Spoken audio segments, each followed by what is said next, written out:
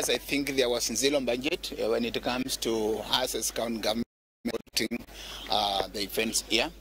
Remember, we only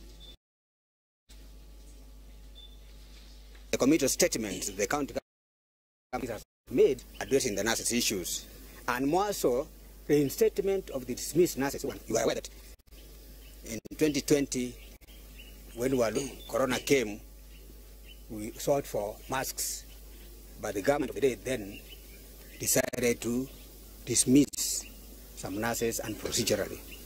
So we are happy with the county government for the commitments it has made in addressing the nurses' issues.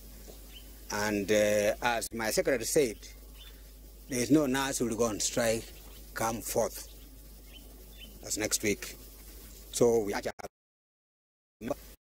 to go on duty and thank you. The Kisii government actually being very committal, especially to matters pertaining to our members, especially the welfare of our members. And I want to say that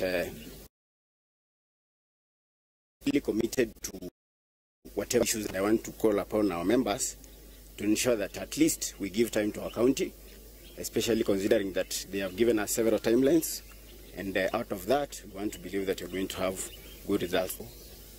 And we want to assure all the residents of Kisii services will be provided as usual.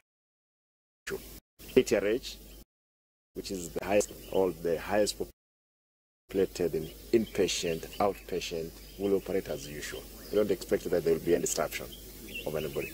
Or doctor, if you see this aside here, because the majority of the managers, these are doctors of all facilities.